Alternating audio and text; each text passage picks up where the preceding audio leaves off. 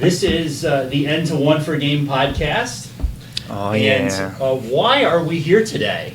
Evan? We talking about Richmond. It's right in our backyard, so we figured why not go ahead and give you our thoughts and opinions on what you can expect to see. Oh, that's great. And we have a whole bunch of notes. Yep, we have some talking points. So we're going to start off by talking about coming out of Hartford, what was on the top. So in the top 8, we had Turbo Ray, Shocklock, Zoragarb, a couple Pikazex, Trevenant, and then Hitmonwob. So what do y'all think about that? Yeah, those all sound like good decks to me. And, you know, we were just talking about the ban list yesterday, and how the ban list prevents the meta from being toxic. So I think all those decks are fair. Now, to be fair, though, we do have, like, this regional being toxic because it happens 2 weeks before the ban list takes place. Ooh. Are we talking about how these results will impact Richmond? Because I don't... You know, did you have any particular thoughts on any of these? Were there any real surprises? People continue to let Shocklock be on the top. All right. So, going into Richmond, what's going to stay good? Shocklock. Yeah, I mean, there's going to be one or two people playing Shocklock, and yeah, they're probably going to get some points. Mm-hmm. So let's talk about the elephant in the room. There's probably a good Pokemon joke there somewhere, but like the Fanpy in the room, the Dawn there fan you in go, the Fanpy room, in the room, the Dawn fan in the room. Why do we not see Shocklock just more? Because it's so expensive, and I'm a broke boy, so I borrow my friends' tropical beaches. Exactly. It's because there's a cost barrier. If people could get 4 beaches, then more people would probably play it. And we had that issue with Primal Groudon too. Yeah. Is people were saying Primal Groudon EX was like free points if you could afford the beaches. I don't know. I think you've got to be talented to play that deck though, and I think there's a higher skill cap on that than Shocklock. I mean, I think the thing with Shocklock too is it's a boring deck to play for 9 rounds. Yeah. Unless you're like me. Yeah, who, gets Buzzvole Wildlands in round 1 and gets the resistance tank, like so. Nice resistance. Then he proceeds to drop after round 4. So, what do you think about Turbo Ray? Is it staying good? I think it's just a mediocre Dark Bomb, Turbo Dark. Zach, I'm glad you brought that up because, dude, I just love seeing the turn 1 of Turbo Ray decks. Mm-hmm. I mean, there's just so much stuff going on. It's one of those decks that just Skyfield early game, and compressors, it's like, Ho-Ohs. Yeah, and it's like spinning a roulette, man. Like, you don't know how much energy they're gonna get. It's a different number every time, and that's one of the exciting things. Like, my heart's pounding. It doesn't matter what I have in the active position. My heart's pounding. Like, oh my gosh, is he gonna one-hit KO me on like the first turn? Or you just stand there and like laugh at the set while you're looking at the parallel sitting in your hand, like, all right. Sudowoodo. Oh man, Sudowoodo. Zoragarb. I think Zoragarb will always have a place in people's hearts, and they will continue to ride or die with that for infinity.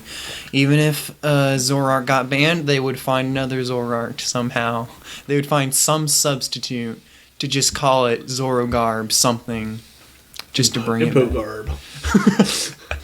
I've been hearing people hype all these Archie's decks. I mean, that what people are talking about is never going to sync up perfectly with, the ratio, the actual ratio of the decks we're going to see at the actual event.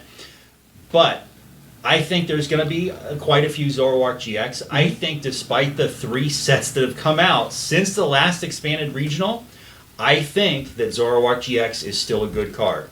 And especially with Garbodor, the issue you've got there is Garbodor just rotated out, right? So people don't have Trashalanche fresh in their heads. and me and many other people, we don't have this habit, in the last few months of, oh wow, I've got to watch my items. Mm-hmm. So I think that's going to catch a lot of people off guard because people just have been spending the last 3 months not watching their items. So the newer player trap. That's true. Well, yeah, newer players, but I think that the habit that I've developed, and other people have developed it, of being conservative about your items, mm-hmm. I think it's an easy habit to break. So I've had 3 months, or when was the rotation? Yeah, we'll say 3 months. I've had 3 months off, I'll say, of not having to worry about trash lunch. And Mm-hmm. so I've kind of lost that skill, so to speak, of being conservative about my items. And that's why I think Garbodor is going to be a threat, because I think other people are going to have that problem. I'd like to add a note about Trash Lanch. I think it's interesting how people used to say it did too much damage so easily. But now we've got these huge tag teams. And you're asking, well, can you actually do 270 now? Obviously, that's easy against Mew Mew, which gets hit for weakness. But, for example, a Zoroark Greninja with a Fighting Fury bout, are you really one-shotting that? Because it has resistance and 290 HP. Are you really hitting that threshold? Or even... Now you're talking about Zoro Ninja, not Zoroark, right? Are you... No, so Garbodor or Trash Lance. We were talking about Garbodor or Trash Lance. Right. And I was Nick was pointing out that people aren't going to pay attention to numbers. But I'm simply pointing out that now that we have these huge tag teams, Trash Lance might not hit the threshold as easily, getting those one-hit KOs. Right. I'm saying for people following along at home, you said right. Zoroark. Do you mean Zoroark and Greninja? Yeah, or Zoroark Okay. and yeah. Well, that's another big deck. And We'll get there as we go on in there. We'll get there when we get there. Pikazek. Oh man, you know what? So I have a I have a pie chart. When we get the chance, I'll show you my pie chart of decks I think are gonna make day 2, and I put a slot in for Pikazek because Mm-hmm. I think there's gonna be a lot of people playing it. I don't think it's the best deck, but just the sheer volume, I think someone's gonna make day 2 with it, and I also feel that way about Night March. I don't think it's a good deck. Or I don't think it's the best deck, but just there's going to be so many people playing it that's going to make cheeky. day 2. In terms of Pikazek, I have not personally tested it. However, I haven't seen it really gain any hype or any new tools specifically. Well, that's my concern. But I think it has the same deal as Zorogarb, that it just has a place in people's hearts, and they'll just play it because... Yeah, I think it kind of like, we talked about this as a group when we were going into Atlantic City, that it didn't gain anything, it didn't lose anything, but the only thing it really gains is Raichu, which got not so great and expanded when you've got like Guzma in format along with Versus Seeker to just kind of recycle that. But I think it's still kind of like we were saying, it's... kind of your go-to when you're not sure, and it's cheap enough, easy enough to adapt and to expand it to. I mean, really, you need like a couple Flash energies, maybe. We know Flash is trash. Flash is trash. Max elixirs and like a Jolteon GX or 2, and you're good to go. And you can probably pick all that up for like what, $20 when you figure like Sycamores and all that. And I guess your expensive thing is Dowsing Machine if you aren't already, or Computer Search if you're not already on that wagon. One more thing I'll say about the deck is it's a tag team based deck. Mm-hmm. It's all GXs, and it does high damage, but there's a limit, right? Yeah. I mean, yes, you have damage modifiers. You've got Choice Band, you've got Electro Power, and that's all neat. But the superior Pikazek at Richmond, I've been calling it for weeks, is Dark Box. That's a high damage deck with a lot of GXs where you can manipulate energy and just knock out big GXs by doing a lot of damage. Yeah. I would like to note about Pikazak, I feel like people are forgetting about Tapu Koko GX. So if we're having a Dark Box versus Pikazak, Dark Box has Dead End while Pikazak has Tapu Thunder. Yeah. And additionally, it's so much more easier to get a tag bolt in expanded than it is in standard. In standard, it's kind of been like forgotten. It's like been so irritating and difficult to set up a tag bolt it's kind of been like forgotten. I would just rather lightning ride than tag bolt. Like if I can get the tag bolt, nice. But it seems like I'm going to be lightning riding more often, or even tingly return more often. Playing high table Pikazak in Atlantic City, there was so much Mew and everything that tag bolt just was terrible half the time anyway. And seconded. Yeah. So and you know, you have the argument that in expanded, you'd almost rather play Stealthy Hood, or not Stealthy Hood, but Spoons to avoid cross division and decks. So you could get away with a tag bolt and expand it more than you will in standard. Yeah, people watching at home, make bent spoons a thing.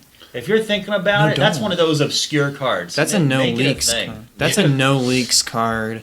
That is a no leaks card. But I just think that Tag Bolt and Tapu Thunder need to be thought about. Like, it seems like Pikazak is flying under the radar, and then when you go against it, they're just going to whip out a Tag Bolt, and you're just going to lose, and you're going to be like, wait, what? How did I lose? And they're like, well, you didn't prepare for this. You should have thought 3 steps ahead. You should have thought about it. And, depending on, deck building process for people, you can lock out a game with Flash Ray just hiding behind, if your opponent's only playing basic attackers, you can just spam Flash Ray, and they're not playing Ranger, Chandler, well, not even Chandler.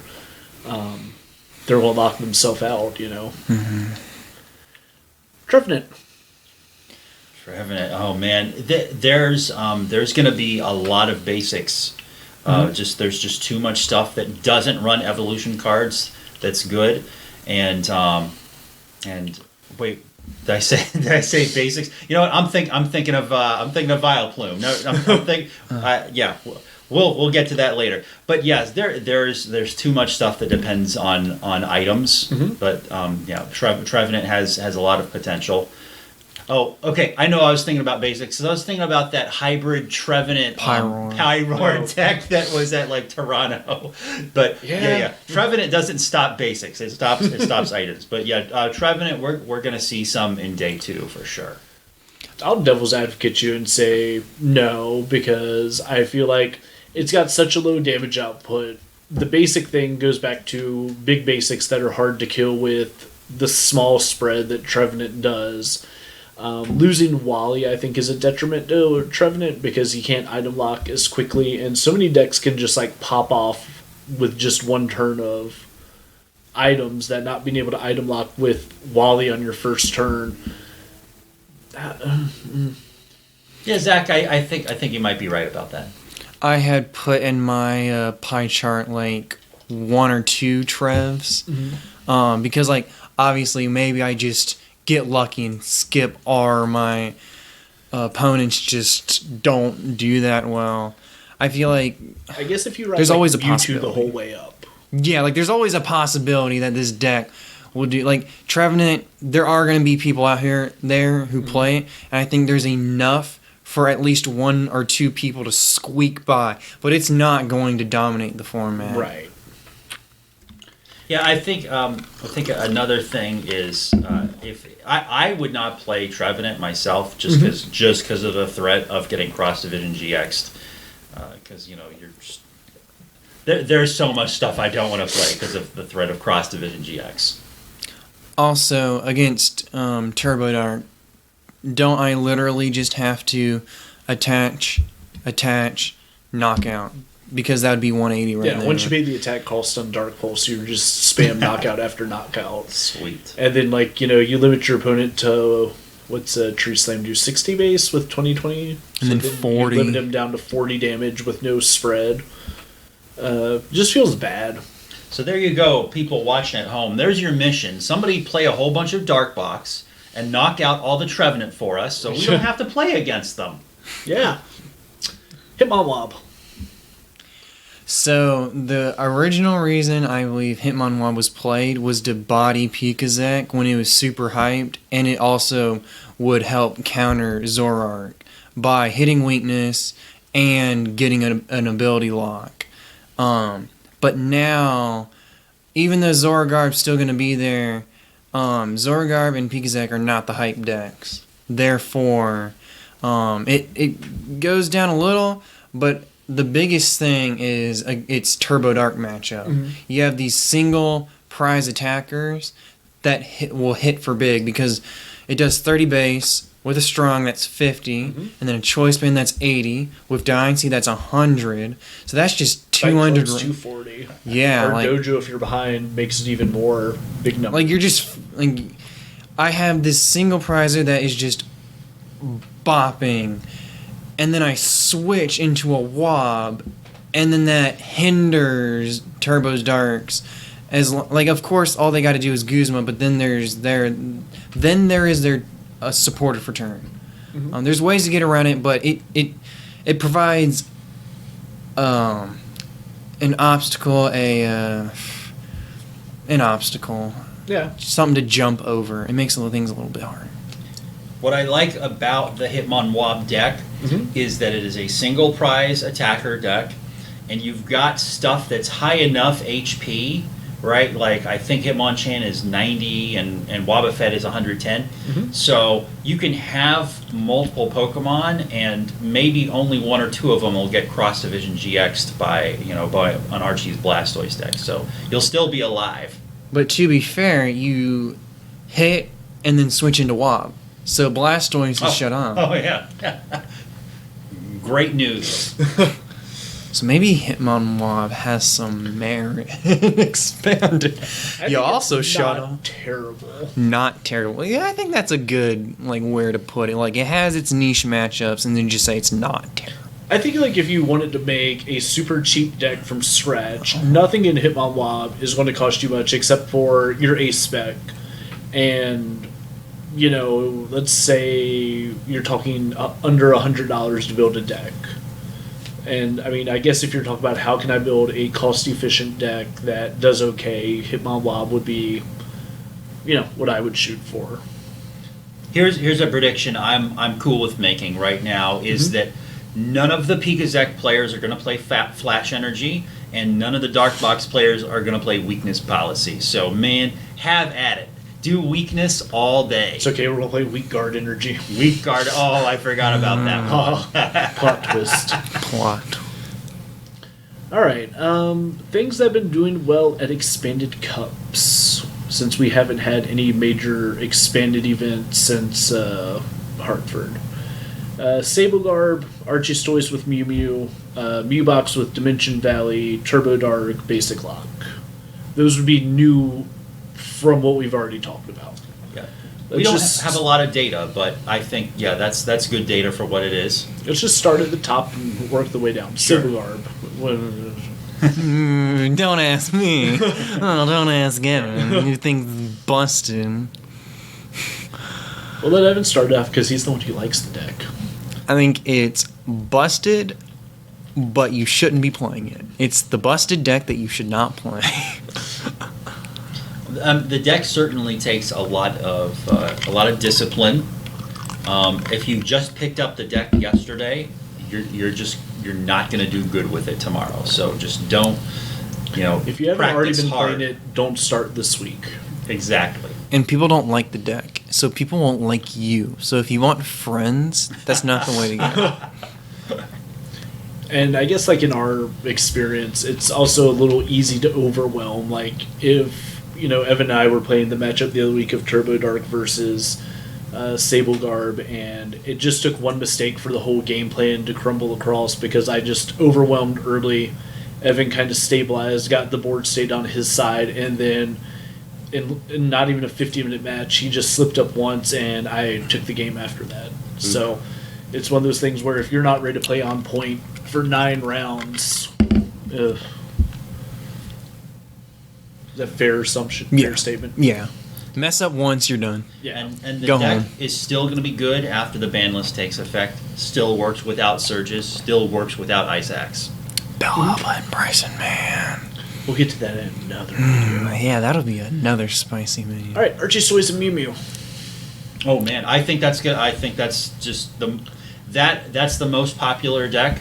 In playing on PTCGO, it's been about tied for the most popular deck. That between that and Turbo Dark, and yeah, for cups, right, where you're doing best of one format, the deck wins fast, especially if you do cross division GX. I mean, there's other attacks you can do to win the game fast, but that's the common one. And yeah, man, I mean, it can win games fast. It's good for cups, and you should consider it for regionals. I played it on PTCGO, and it was not fun. So Agreed. So my main gripe is that you work so hard to get your Blastoise out, and then what? It's one of those, okay, I got my Blastoise out, yay! Now what? Yeah. Now what? And then against certain matchups like Turbo Dark, it's just like, okay, well, while you were messing around with your Blastoise, I was busy getting this broken board and just smacking you upside the head. I've been the, hey, can I play you? I'm playing Archeostoys at League lately, and right now I'm somewhere in the neighborhood of probably like close to almost 20-1 versus Archeostoys playing Turbo Dark, and you know, I know people will argue the matchup. I don't know, maybe it's the list, the way that I've built it, or what. But nothing really scares me. I was playing one of our local guys, Tyler, this past Tuesday, and he was like, all right, I want to try it with Palkia with Zero Vanish. And I was like, all right. So he gets to the point where he can Zero Vanish, and he's like, but if I Zero Vanish, you've played none of your acceleration cards, and you can just go into Zero Vanish, or get out of Zero Vanish real quick. Or I could cross division and go down to 2 prizes, and that feels good, but is it? And I just flash them the end in my hand. I'm like, yeah, it's great, go for it, do it. You know, I don't know, like, I've never been a fan of Archie's decks just because how much goes into pulling off the Archie's effect. It's a powerful effect, it's great, but I do feel like you're going to stack some consistency to play Hood for your Blastoise against Garbodor decks. I feel like there are just better ways that you can utilize Mew Mew than plowing through with like the big water attackers. After we watched Russell Lepar play in a League Cup finals with Archeostoys, oh man, we were.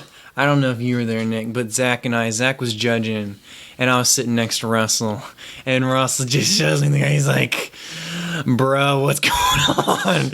And we're just looking, and we're just like, yeah, I'm not playing this deck. This is a no. Made so many misplays, and Archie's just bricked so hard that he couldn't get out of it, and it was like, oh, okay, well, that about sums up how that deck's going to go. And then I think at Greensboro, I think he was going crazy like 5-0, and then I think he had bad order pad flips and went 5-3, and it was just like, wait, what? I think that's how it went. I'm not like, I can remember the story going along the lines of I ran hot and then Archie's just failed me. Yeah.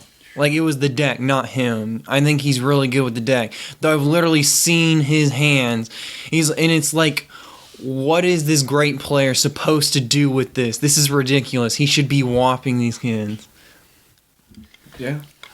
There's a lot of decks that I probably won't play. And Archeostoys, I've ruled it out for regionals. Because I just see too many scenarios where it can go wrong, where I just don't have the right combination of cards to pull off the combo turn 1 or turn 2. That being said, there is also a list of decks where maybe I'm not playing them, but I'm definitely building my own deck in preparation for those decks. Like Pikazek, I'm not worried. I'm not building my regionals deck around Pikazek. I'm not building my regionals deck, around Trevenant. I'm not worried about those things. But Archie's Blastoise, you just got to be prepared for it. And so when I'm thinking about what deck I want to play, I do have Archie's Blastoise in mind because it's in my opinion it's the biggest threat, or at least the second biggest. Yeah, I didn't do my pie chart homework, and I'm a teacher, so shame me all you want. But like, if I was, I would say Archie's Toys Mew Mew is going to have like probably the biggest chunk of pie on my pie chart for a day 2 deck, just out of sheer numbers, not necessarily that it is the best. Easily will take like one top 8 slot if I were to have to make a guess, but I don't think it's going to dominate the format, but I think it's going to be oppressive to a lot of decks. I would like to know the reason Turbo Dark will not be the number 1 most played deck is because people sold their dark patches and now they're $15. Evan, that's a good one. You're not wrong. And my main gripe with Archie's, the reason I hate it so much is because it's the deck that when you play it, it's gonna brick on you and you're not gonna get the magic Archie's hands and things aren't gonna work out for you. But when someone else plays it, they just slam everything down on the table like it's nothing. And then you're just like, this isn't fair. How are you getting all this good stuff? And you're just like, are you nagging or something? There's no way you're getting all this good stuff. The grass is always greener. Yeah, and I mean, I think I kind of explained it best to one of our teammates. She was trying to learn Archie's Toys for being able to play it at Richmond, and she said, like, what's your advice for playing Archie's Toys? I'm like, you're going to make a whole lot of terrible plays that turn out really good or really bad. Like, your superior discards are going to either be great, or you're going to go, this is really bad, I hope I top deck something to make this possible. I hope Archie's goes off if I do this. If Archie's doesn't go off, I'm losing the game. I feel like there are so many times where, like, I'm going to make this play and it feels bad. Crazy deck. I want to switch it up a little bit and just say, let's talk about Basic Lock next. About what? Basic Lock. We've been mentioning this would be like Mewtwo or Rowlegs with Vileplume. Oh, right here. Where your goal is to lock out your opponent's basics from being able to attack by getting Vileplume set up and then just kind of chipping away as you go. Trainer lock with the other Vileplume. Yeah. I think that here's another topic we can talk about is what things do we think we're going to see at Richmond that are going to lead to the next banned cards? Because Rotor, that is going to be the next banned card. It's going to get you the Vileplume in play turn 1, and that's going to shut off so many basics, and I think it's going to be considered oppressive. It's going to be considered to detract from the fun of the game, to be able to Rotor into a Vileplume, turn 1, shut off all their basics. Okay, help me out. What's a Rotor? Rowlet Egg. Row eggs. Okay. Rowlet Executor Tag Team. Gotcha. Now, sorry. We think didn't agree on names for cards before this video, so there may be times we're like, what? So I'll immediately counter that by saying Ascension isn't banned, so why should Rowlegs get banned? Oh, Ascension on Phantump. Right, it literally does the exact same thing, except that Rowlegs has way more steps to getting the item lock and way more spaces in your deck. So why should that card get banned and not Ascension? And here's why. Because they banned Forest of Giant Plants. That's really the only reason. But Forest of Giant Plants works for multiple Pokemon in every turn, whereas Rowlegs only gets you 1 per turn. It literally that's a good point. Ascension is literally super growth, but quote better for this specific situation. Like getting a Pokemon that item locks your opponent. Why would I go through why should super growth that says I need to get a basic, then I need to attack, but I also need to have my attacker in the discard or in play. You know, like there's so many more steps, whereas And my Phantom... attack is a 3-prize tag team. Yeah, and Phantom is just this little tree boy that just says, oh, I'm just a single prize. Okay, I'll just extension.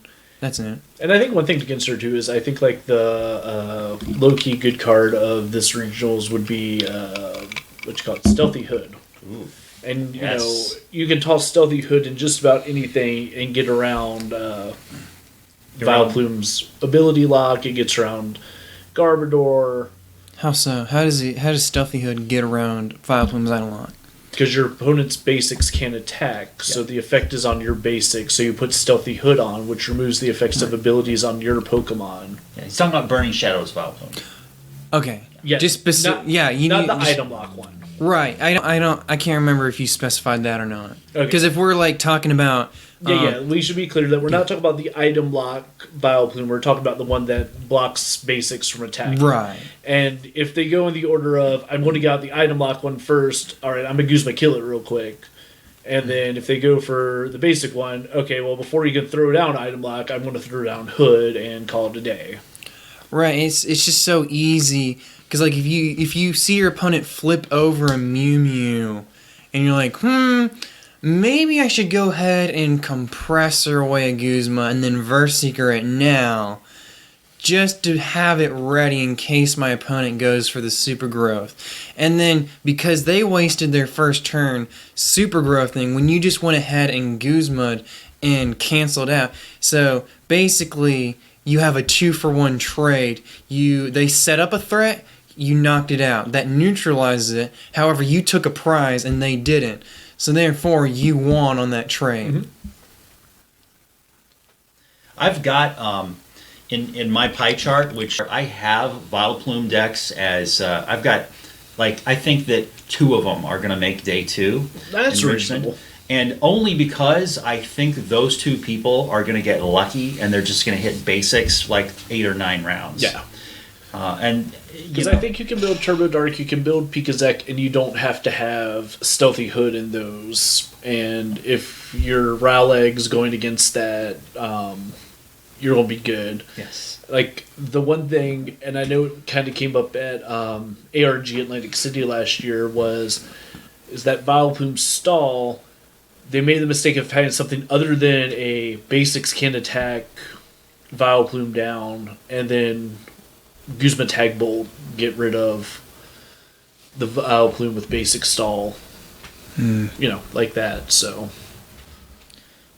Yeah, I'm going to try to move my laptop just a little bit so. See, I everybody can see personally did not want to see Nick's I didn't want to see Nick's chart while I was making my own. I wanted to make my own chart with my own original thoughts. And then while we're doing the video, have it be like an improvised thing. Like, while it be after I make my chart, then when we do the video, that's when we'll look at each other's thoughts and compare them. And before we go to, like, pie charts, I put this one for last because, well, you know, it's me. Turbo Dark.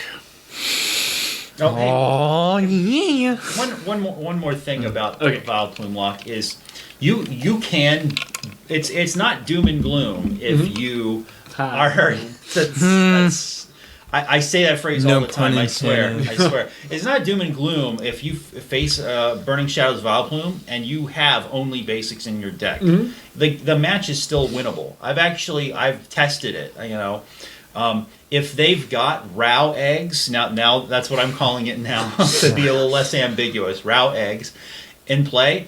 You know, that's 3 prizes, and then if they just have enough stuff on the bench, you can just Guzma stuff on the bench, and if they've got the item lock Vileplume, you Guzma, knock that out, and then you can just VS Seeker all of your Guzmas. If you're playing a deck that runs VS Seeker, so you know it's not an auto loss if you are running a deck that attacks with basics, and you go against Burning Shadows Vileplume. You still have a chance, at the very least. That's all I wanted to say. I think Plume and Gloom is a perfect name for that deck. Plume and Gloom. Yes. All right, so Dark Box. I'll all common class. Daddy's the master. I have the power of darkness on my side. Dark Box, like I was saying before, was the superior Pikazek. You've got big damage, you've got energy manipulation, and honestly, I think the energy manipulation is even better because Pikazek, only a few of them are talking about like Skyfield. Like I remember the last few regionals with Pikazek getting expanded, and only a few of them were running Skyfield. All the Dark Boxes I've seen are running Skyfield. So they're just going to pop off on turn 1, and they've got the dark patches. Which, and to be entirely fair, when Nick says Dark Box, he's not talking about a Weavile build. Right. Yeah. We're talking about expanded. Yeah. So with there are some people who think Weavile, Dark Box, and expanded is there. We're talking about like straight turbo darks. Yeah. And you've got access to Elixir and Dark Patch, which Pikazek does not have. Dark Box is going to be in day 2. I actually have it as like the third most popular deck as far as who's going to make Richmond day 2. I put the most popular because I think I'm. Evan said 20% are going to be Turbo Dark. I mean, Box, it's just Turbo so easy. Like there's barely anything wrong. There's not much that can go wrong with the deck. Like I've been playing it on PTCGO, and I'm gonna try to run it at a cup this weekend. And How often does it break? Out of all the games, because I've been playing private matches online, not ladder. I don't think ladder is a good way to test your deck. Like all these were private matches. And I think I could confidently say it's a 90% like kind of deal. I love the deck because I can rely on it. Like in standard, I've been having issues finding a deck that I can rely on. And switching over to expanded, I felt Turbo Dark was the obvious play, so I started with that last. I put that towards the end. I want to start with the decks that I'm most likely going to say no to, and then by the end, I'll realize what makes the good decks good. If I play with the bad decks first, or the decks that I'm most likely to say no to, I will realize what's so good about the other decks. Additionally, if I'm starting with Sable Garb, then that will give me the time to practice with the deck in case I do like it. So if I start with Turbo Dark, and then if I do it in inverse order, start with Turbo Dark, and then switch to Sable Garb, I won't have enough time to practice it, or not have the time to realize this deck is not what I want to play for regionals. But if I inverse it, I can test Sable Garb again. I can test Sable Garb against the obvious decks like Turbo Dark against my testing partners, and then realize what makes both decks good and bad. I like Turbo Dark. I like to go fast. Like Gotta go fast. Yeah. Gotta go fast. I mean, I'm not gonna like lie and say this was some cathartic revelation after years of soul searching for a deck. I'm gonna say I bought a whole bunch of stuff to play Dark Box and Standard, and it was terrible. And I was like, hey, look, I got these Zoro Ninjas laying around, and I got pretty dark energy, so I'll build Turbo Dark and Expanded. And then I was, I'm not going to take credit for like half the ideas I say. I'm going to say like I saw 4 or 5 different decks that did well at cups and things on Verbank and Hayfonte, and kind of just adapted to play styles.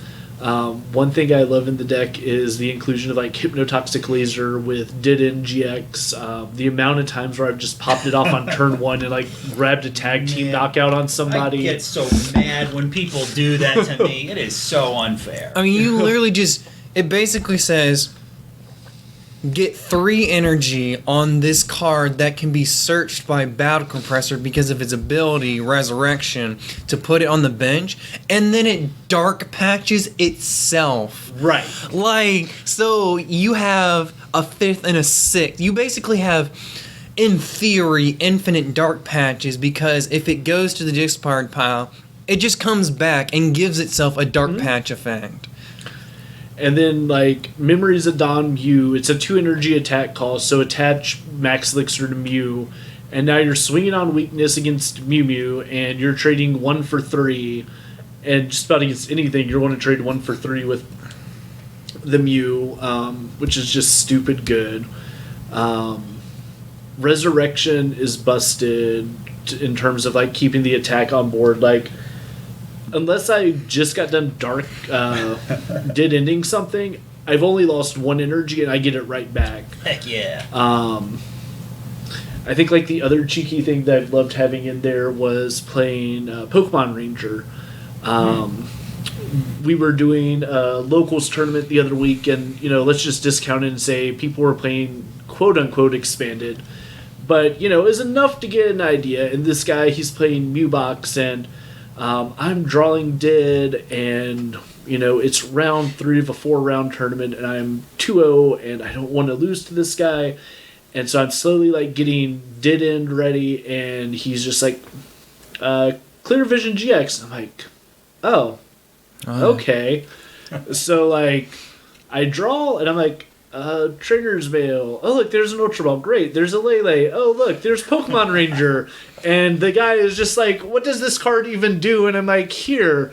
And so I get to get off Hypnotoxic Dead End, and he concedes the game after that because I knocked off all of his energy that he had available. Hurts. And, it's just to me, it's like, it's my play style. I like fast. I like aggressive. If I'm going into a regionals, I want to play a deck where I don't have to think about every micromanaged decision for 9 rounds. Little about myself, I just got 10 years of judging the game, so I'm kind of getting back in and building up that stamina again of playing 9-round events. And like, I popped off real good, like 3-0 at Atlantic City, then took like a tie, and then it kind of went up and down. But right around round 5 or 6, I was just starting, and misplays were happening, and I said, like, I'd finished around like, oh my god, I would have won that game if, and like, it was never if my opponent did this or if time hadn't got called. It was like if I didn't do this or that. So I really needed something where I can just kind of be little brained for a little bit. Autopilot. Yeah. Helmet deck. I am the helmet deck person.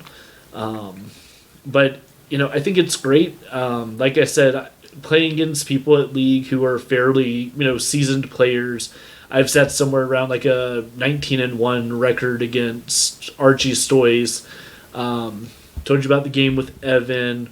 Nick playing Buzzguard was about the only thing that's really made me go, and that's because like I was so bricked every game, so I never played like a full game where I could think about, is there an optimal way to play this matchup? Every matchup was, oh, this feels bad, but this feels bad, but so, Buzzguard is a deck that that is safe to play Silent Lab in, and so during I think 2 of those games, I played Silent Lab early game, and that's kind of what did you in. Yeah, there were no shamans or power plant. So Silent Lab is the old power plant. Yeah, it shuts.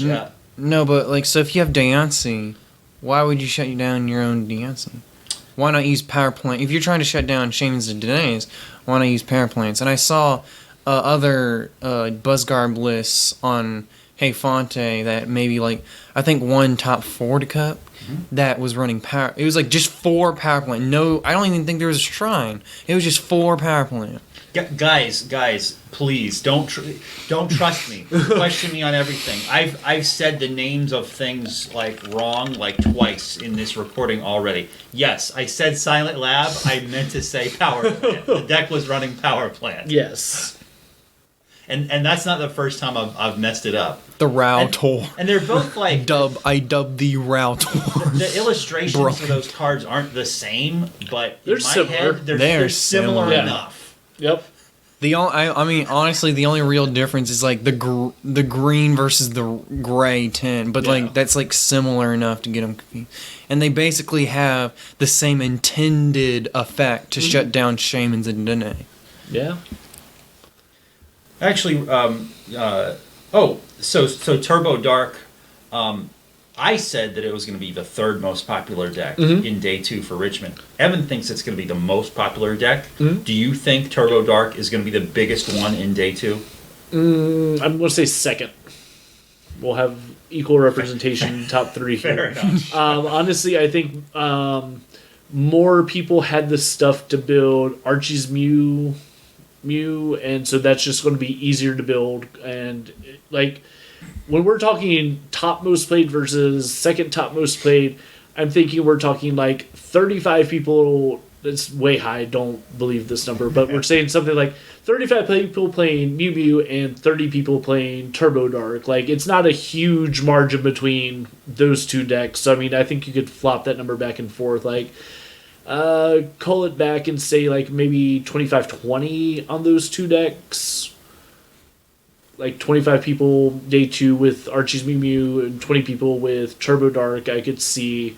And then, let's see, that's 45, and let's just throw another 27 spots in there with assorted random decks. I mean, for me personally, going back to the cost of Darkbot, like, the deck is fine to buy, except for the dark patches. Like, those are like, aren't they 15 still? Or they go down? Or I don't know. I got them for $3 a piece. I mean, see, yeah, because like I've had them Right. for such a long time, and then it's like, oh, this card's expensive now? Yeah. Should I just go ahead and sell it? Or, Yeah. I mean, because that's what I was saying. I'm like, should I just go ahead and sell it while it's hot? Or am I going to play this deck? Right. But I had actually gotten them. You just have them for so long, and it became a forgettable card, and it just got swept away. It's like, yeah, I never really got around to selling them. I've had them for literally years. I mean, I remember because my first deck was Jason Klaczynski's Dark Rayek Sableye deck. And I'm like, I'm going to make this deck. I'm going to make Evital. I'm going to get the Dark Rise, get the Dark Patches, and that's how I started. So it's kind of neat how my first deck was Evital and this Dark, and now coming back to it, it's kind of like a roundabout. It has been a roundabout path. And I think, like, the biggest thing that I've struggled with in the deck is choosing between Computer Search and Dowsing Machine. I think for sure Dowsing That's a Machine. tough choice. Yeah, I mean, I've heavily leaned towards Dowsing Machine. I'm playing, like, 2 lasers in my list, and sometimes having the third laser is really helpful just because, like, you've got Ultra Ball, you've got Dedenes, you've got Battle Compressor, and you might just want to thin it out just so you're not, because you know you're not going to need it right away, but it comes up later. And then kind of like some off color picks that we'll talk about later. I'll talk about why I think like the laser's good for a couple other things. It also helps in like mirror matches where you can now get away with 7 energy plus a laser to take off knockouts on other Zoro ninjas. So, you know, it's got a little bit of merit there. Laser's Cheeky. cool, and here's a tip. Don't play that Plasma Supporter, Team Plasma Recon, or whatever Triad. it's called. Shadow Triad. Thank you. I'm glad somebody knows the name. Versus Thank you. Seeker Thank you. Triad Laser. Imagine pulling that on your opponent. You got rid of your Dazzling Machine, you burned your lasers. Oh yeah, by the way, Versus Seeker Triad, get my Hypnotoxic Laser back, and good game. What I was going to say, Evan, is that even though that does sound really cool to surprise them with a Shadow Triad, yes, I think you do want to go with the Dowsing Machine in that situation. Yeah. Because, like, there are a lot of himself. I find myself, like, 1 energy shy, and I know my max elixirs have, like, a 1 in 1,000% chance of hitting. I don't like real odds, so we'll say 1 in 1,000%. But, like, I've got dark patches and dark energy right there, so, you know, Dowsing Machine's great for those sort of situations, too, so. Cool. Hey, you said that there was trainer's mail in your dark box, your Turbo Dark deck. Yeah. That reminded me of a question I wanted to ask. Mm-hmm. So we've got stuff like Pokegear 3.0, Mm-hmm. Trainer's Mail, and Random Receiver. Do you think that those kind of cards are like worthwhile replacements for Tapu Lele GX? No. No. Tapu I think Lele's like an you can get away with only one Tapu Lele GX, but having like an easy go-to for any supporter in your deck is just good. I mean, I don't want to use my computer search to get a supporter if I don't have to. Because now Tapu Lele becomes 4 Ultra Balls, so now I've got 5 cards that just automatically find me a supporter in my deck. Tapu Lele, if you were playing any Cherish Balls, like It's a now, 6th now you've got 5 cards that can go grab your supporter of choice. I think like you can play them as like a supplement to it, but I like the only time I would consider any of those over Lele, if you were playing like a Turbo Welder, Turbo Kiawe, I think you can get by with Random Receiver over Lele. Just because like you're only going to hit one of 2 supporters, Kiawe or Welder. And like if your one Kiawe's out, now you can just Random Receiver and know you're getting Welder, and it doesn't matter how deep it is into your deck. Eventually, we will get a welder 100% of the time because that's all I run. Even if it is the bottom card of your deck and all the other 3 you're sitting in your discard pile, it will come up. Or your opponents want to see your whole deck and you realize all 4 welders are prized and life just feels terrible.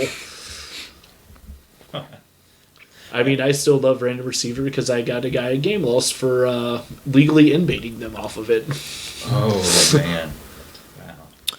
Wow. I do want to admit that I did and didn't underestimate Hypnotoxic Laser. I underestimated it in the fact that as a turbo deck, would you really want that card that you want to be saving for a specific purpose? Like a turbo deck is just going to fly fast and not care about what they discard. Mm-hmm. But if I have this niche card that needs to be played on a specific turn, isn't that just going to get trashed away and not used on the turn you want?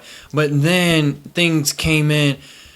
I've seen the other lists online, and I think they were running computer search. But then when it changed, when Dowsing Machine came into the picture, and maybe running 2, and then seeing the uses of Hypnotoxic Laser in the actual testing, like watching you play it, it's like there's, even if you're just throwing it out there,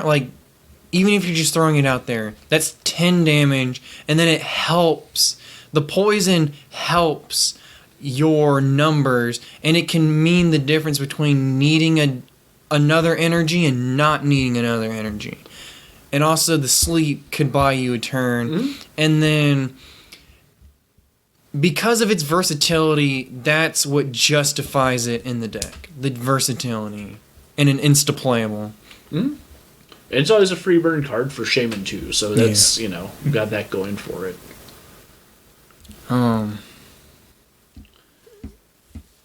So do we want to talk tier lists going into Richmond? Yeah, I have another question here. Okay. This is from social media. This is from FDez Sid. He's a person who helped me collect statistics on Worlds a few months ago. He asked us 5 questions, and we answered 4 of them already. Excellent. One of them, Night March. Is it over for this deck? Does it have a future at all? 4 bent spoons. For Night March? 4 bent spoons. I mean, I think you Audio. kind of have to, because like Night March is probably the most susceptible deck to cross division. Yes. Like, I don't think there's anything you can do in that game other than throw down 4 bent spoons on 4 Night Marchers. Hope your opponent does not throw down 2 field blowers and say cross division because you just lost the game. What if you run... I mean, doesn't Marshadow have 150 HP? So maybe you had like a Marshadow. I mean, but a big thing is that deck loves to just drop Shaman. So I can just double Tina Ping, kill Joltik, and Shamans. Now all I need is 1 more prize. Or do a little bit of sniping or something. Kill your Joltik, kill Shamans, and before you know, you were supposed to be this one prizer deck that one shots big EX Pokemon, and now you're like, not only are you falling behind to power creep, because like, does Joltik even one shot tag teams now? Was the base on Night March 20 times or yeah, because times? back in the day, people were asking, can we one shot a Mega Manectric? Like, is right?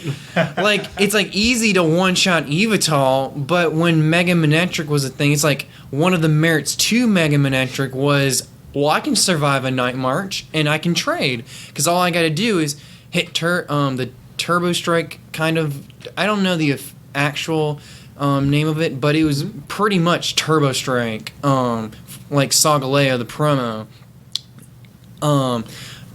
But I can one-shot you, you don't one-shot me, and then I one-shot you again, and then you kill me. So I feel like even if you wanted to play Night March, even if you could survive Cross Division, even if you could survive Basic Lock, then you would have to rely on Pumpkaboo hitting Mew Mew for weakness, using Marshadow to hit Zoroark and Greninja for weakness. But even Turbo Dark can just use Darkrai and Mew to one. 90-30 You can literally just bring up Mew, Night Spear one shot the Marshadow, and kill a Joltik. There's 3 prizes right there. And then they have to knock out a 1 prizer. Then I just bring up Darkrai, knock you out, and then snipe another attacker. So it's just like, do you really win with this deck? Where do I get with this deck? I think it's mostly the power creep has pushed it away. Yeah. Fates Collide's Mew is a great card, and I'm looking forward to making it. Looking forward to that deck. Any deck that plays Fates Collide Mew, I'm looking forward to it making a big splash at Richmond. A towering splash, even. I got some more questions from social media. Okay. See if we can machine gun through these real quick. This is from our buddy Jacob Stillwell. Oh man. He wants to know. Oh man, do I know where this one's going? He wants to know, does the threat of a turn 1 Cross Division GX from Archie Stoice, does that make playing Zoroark GX decks too risky? I'm going to answer this one first. I say I am discouraged, like, thoroughly from playing Zoroark GX decks, just because the Zoroas are 60 HP and I don't want to get turn 1. Archie Stoice is a deck where the hype is real, so I'm not going to play it. Yeah, I mean, I think like even if they get 3 Zoros down and you get Giratina, you cross division and knock 3 of them off the board, that's the equivalent of knocking out a tag team on your first turn. It's just so scary. Yeah, I can't think of anything offhand, but I feel like there's got to be something that... even that's too slow, like the Machoke that prevents damage counters on the bench, but that's a stage Literally, 1, all you could do is run 4 bent spoon meta. Yeah. 4 bent spoon meta. Like, I think if you're going to play anything that has to evolve, you have to consider, like, Bent Spoon as, like, awkward as it sounds, but 4 Bent Spoon are, like, power plant, hope it sticks, and they can't drop on you right there. Let's hope to get a few hundred views on this video, and like, all right, out of like 500 views, one of them's got to be the one guy who's doing 4 bent spoon. Yes, that's the challenge for our audience at home. Guys going to walk with like first place in Masters, and we're like, boy, you heard it here first. The Dance Mirror came up with the 4 bent spoons. Zoroark GX is that risky because of Archie Stoice? Yes or no? Oh man. Obviously, if you're running 4 bent spoons. Okay. And I guess I think the other thing I'll say about it though is, as Mewtwo, if you're not playing like a high blower count, you're going to have to put more effort on your cross division onto the Garb. So the Zoroarks could survive. And if you're taking out the Garbs, you're not really worried because you're probably going to trade better anyway. What if you Okay, so if you're running like Zorogarb, like in some weird world, they go crazy with the cross division, but then you somehow get Garb and then a Cold Crush to punish them. So maybe if you manage to get this lucky full bench kind of thing, because you do have Skyfield and Shaman and Dedenne. Maybe there's some weird world where you can get 3 Zarul. Like, I don't even know if that... Most of the time, you're only going to get 2 or 3. And then hope you get 1 or 2 Trubbish and then a Ditto. Is there like some magical world where you get that? You survive the cross division, you evolve into Garbodor to stop abilities, and then go in for a Cold Crush to wipe their... Or even Lost Purge. If you go for Counter Game, DCE, Lost Purge. So now those energies are in the Lost Zone. And I guess in that point, if you're going to Lost Purge, do you need the Garbodor? Because if they load up the 6 energies, and I think Azul's list only played 9 water. So if you take out 5 waters... They have 4 water energy to work with. But that is usually enough for most attacks in that deck anyway, though. But I guess, long story short, Jacob, is Super Broken Gas deck is not going to continue to thrive. It was no. You say continue to thrive. That's as if it was thriving. Well, it thrived at the Garbodors monthly. Oh, yes. The deck where literally every single player played it. I'm sure we'll have much content in future videos that have Garb Rotors will give us much things to talk about. Jacob's next question, and he's got one more after this, is if I want to play a Shrine single prize attacker deck, which is better between Buzzwole Shrine decks or Hitmonwab? Buzzgarb. I like Hitmonwab better. I mean, so, you're gonna have Wob has a little bit more HP, and it's a basic, meaning that you can have it turn 1. Garbodor, you can't have turn 1. With Wob, you get a little bit more space in your deck. It can be countered with Guzma, however... It can be countered with Silent Lab. Which doesn't how many stop decks play Archie's. Silent Lab? Archie's always plays Silent Lab. Do they continue that? Like, I've seen... Like, I saw Azul's list and he's only played Viridian. To set up. I mean, I saw Azul... I mean, this is going off one of Azul's lists that I only saw Viridian. I've seen lists that play only Viridian, but I think Zach is right that there are some that play other stadiums. I think like if you're looking at it from the standpoint of you have any reason to think anything Lob is there, having 1 Silent Lab in your Archie stories is fair. If you run Buzzgarb,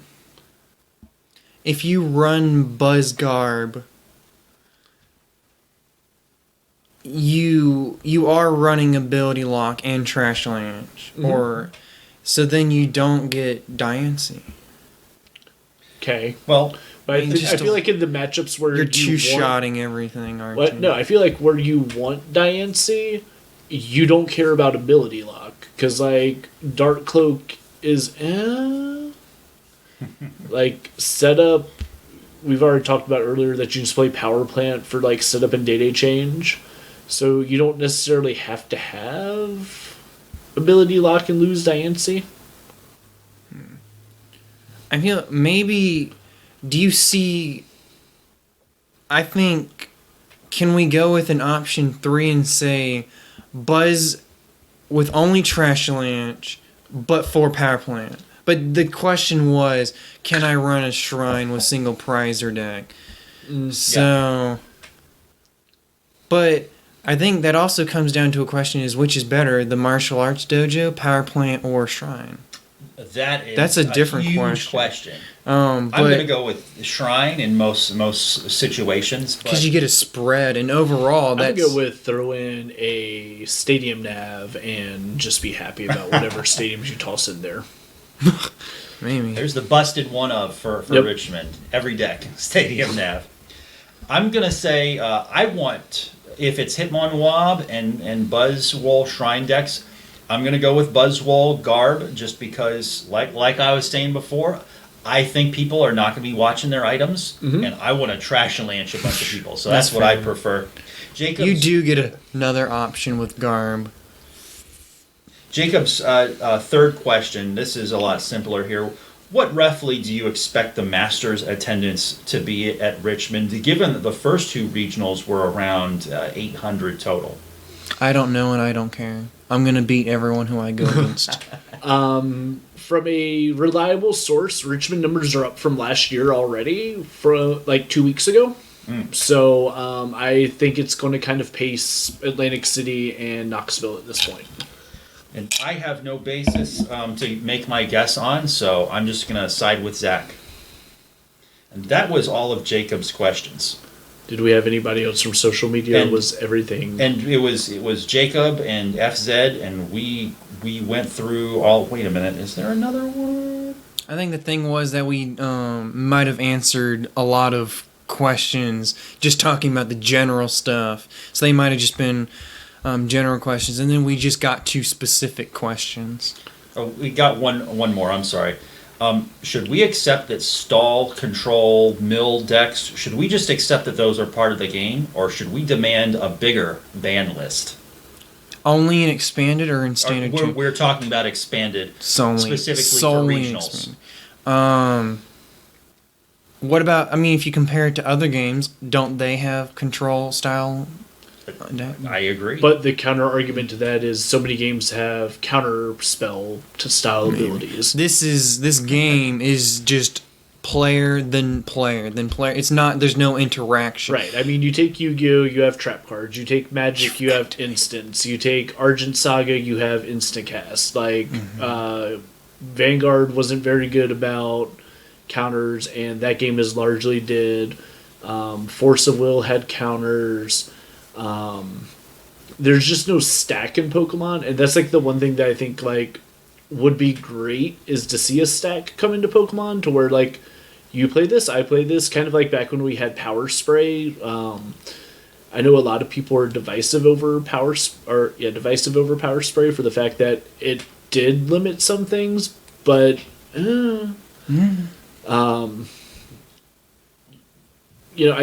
I think Pokemon prints too many things that are never meant to interact with each other that are interacting with each other. Yes.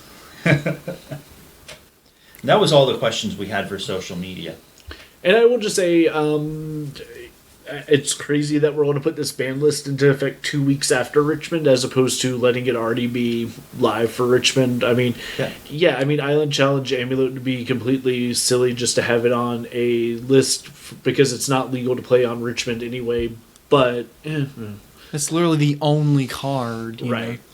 My opinion is if you're good enough to earn championship points at a regionals, then a 2-week window of notice for as far as a ban list goes, that is certainly long enough. It's long enough for me. It's long enough for you guys and serious players. They can change their deck lists within that short frame of time. So I'd totally be okay with them implementing the ban list before Richmond, but they made the decision they made.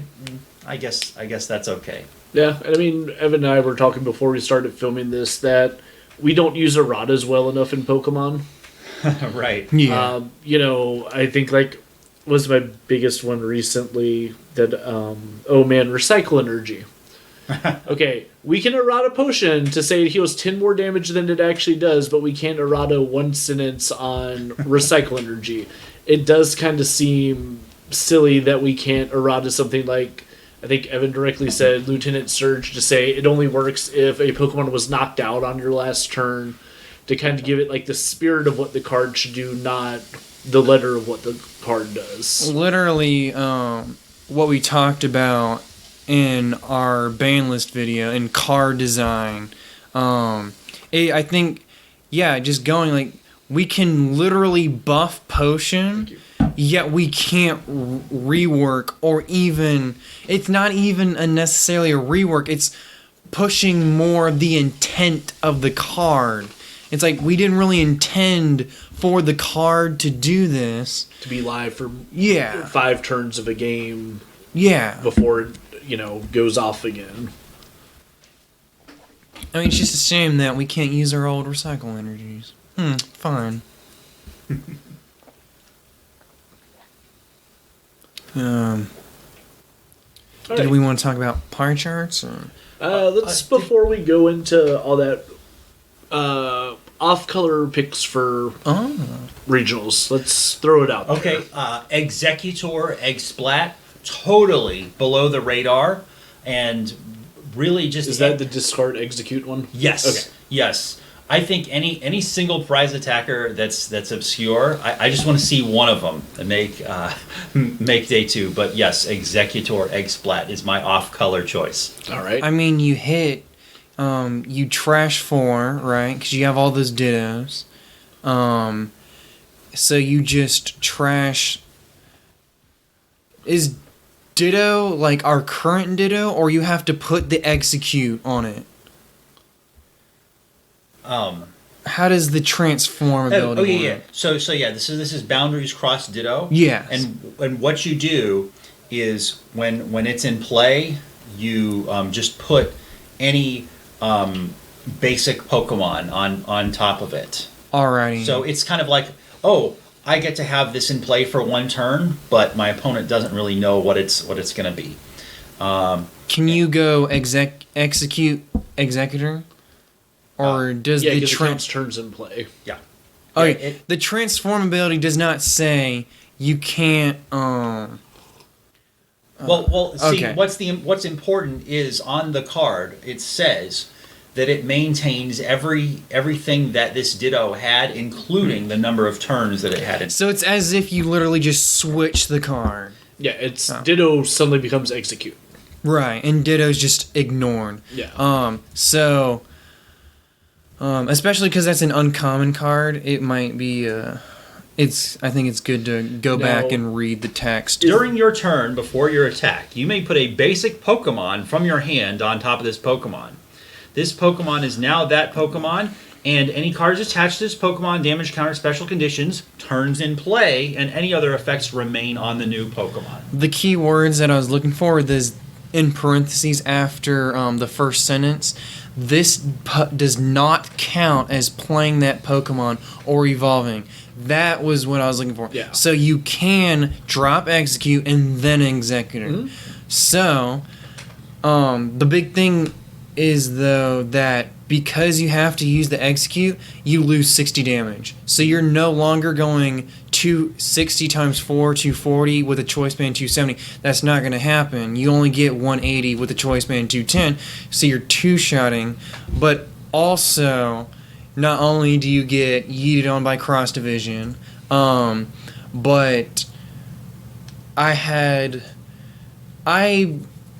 at what was it, Greensboro, I had talked to Russell about it, because I think he was going to play the Egg Splat, but then he switched last minute to Blastoise. And he and I were talking about it, and I was kind of like, so what were your thoughts on Egg Splat? And it was mostly along the lines of, it's not really, it's one of those, it sounds good in theory, but it's not really what you want it to be.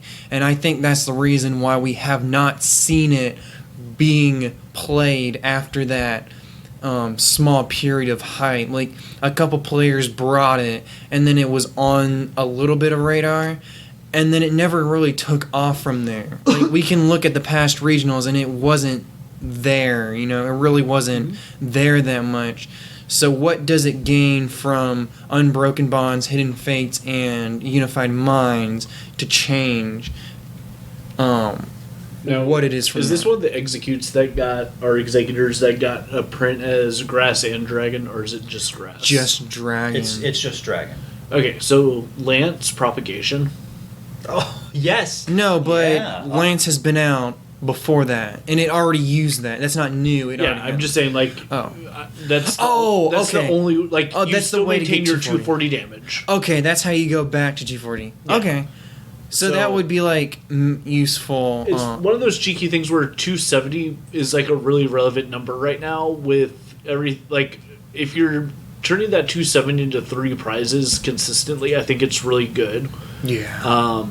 That changes everything. Like, that lance changes everything. If you can Lele for that or search it out, then you just got 2 executors, and you can have the dittos just chilling, and then you just propagate, and then trash them. Because I think, like, if you get 1 tag team and then you have to trade 2 executors to get the next tag team, you're fine.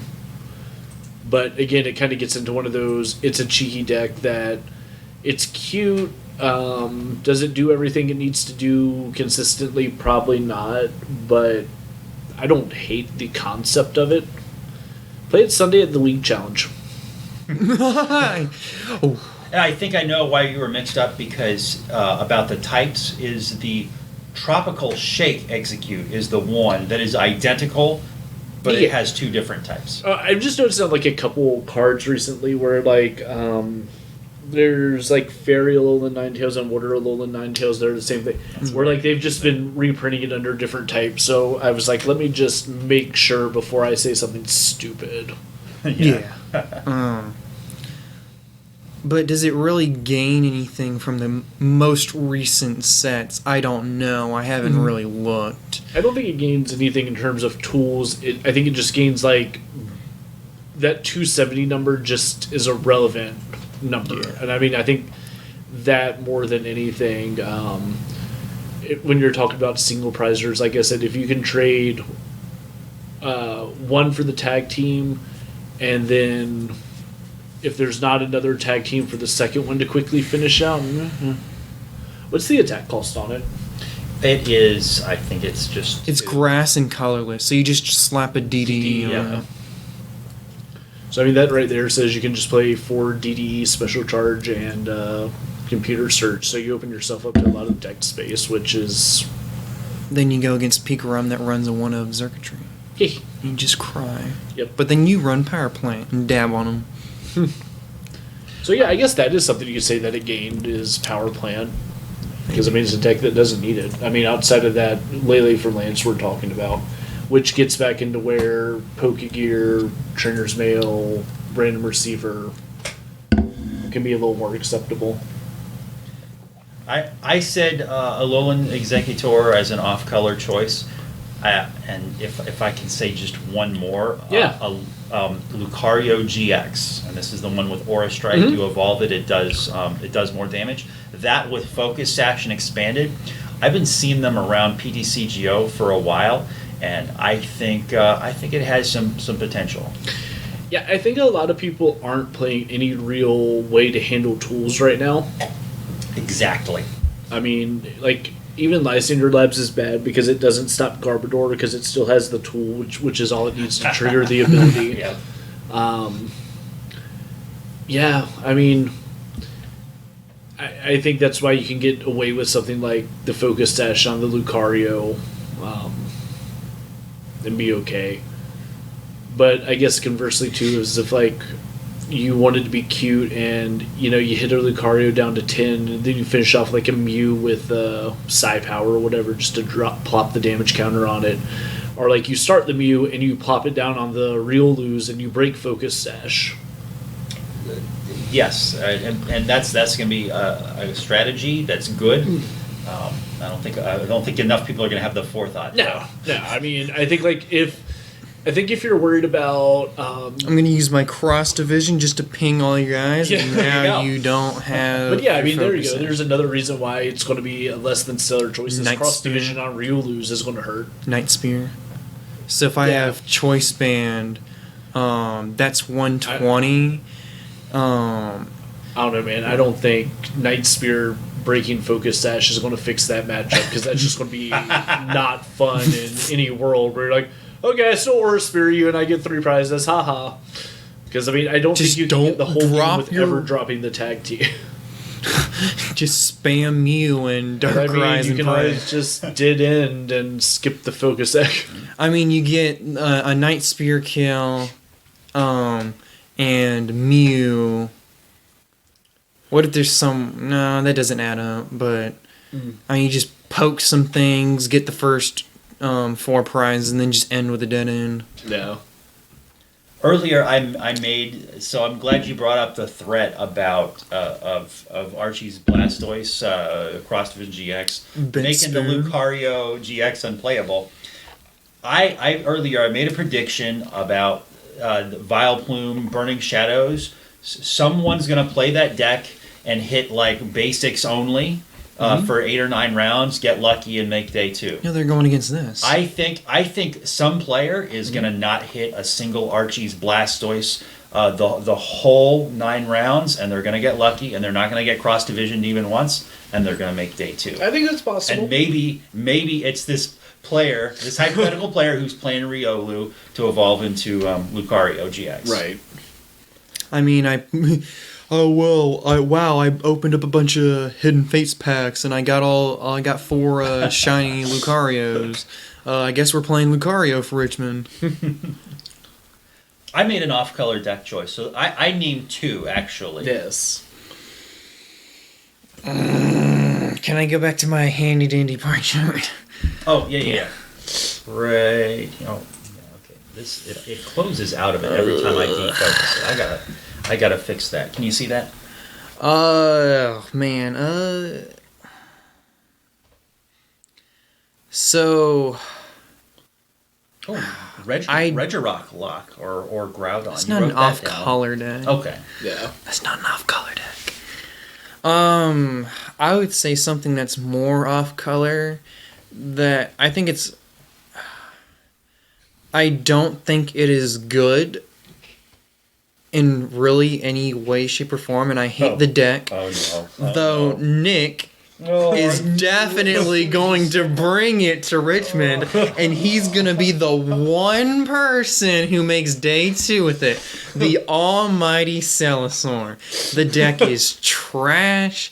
I mean, if someone's got some secret super broken gas list that just... I mean, Nice. like something that just helps it survive Turbo Dark and Hydro Pump from Archie's and crazy fire decks. Like, is there some weird list that no one... Just some so big brain list that...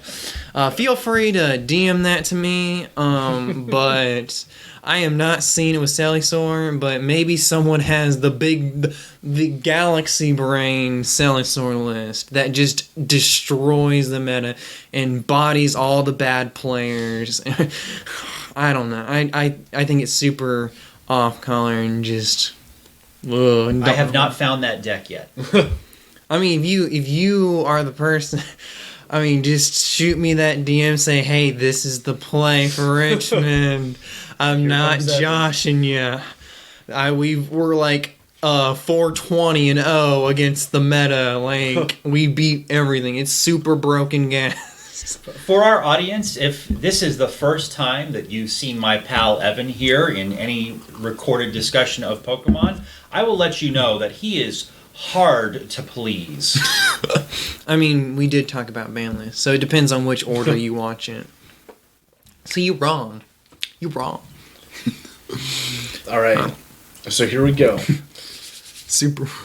There's going to be somebody who, for all 9 rounds, plays against spa decks. This guy, he has decided to play Plasma Lugia. Yes. It would be... You better give a like on August. this video for that. Just for that, give my pal Zach a like right now. Plasma You know, all game. these people like, man, I'm gonna play Buzzguard because I'm just gonna body all the Dark Box and Pikarom list. Joke's on you, I have resistance. There's no Beast String turns? Oh gosh. Oh, look. I'm in danger. Your little Buzzgar is gonna be that kid. I'm in danger.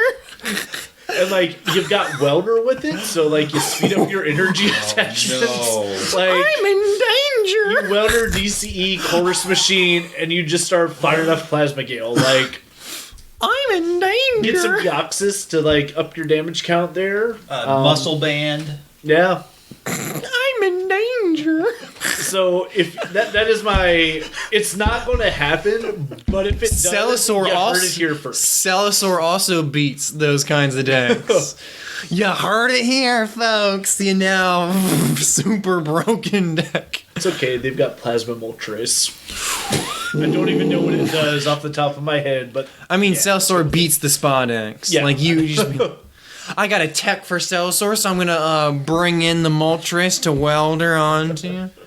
And it doesn't even do good damage. and I don't remember, Evan, were you saying somebody asked you about it, or you were just thinking about, but Guardian?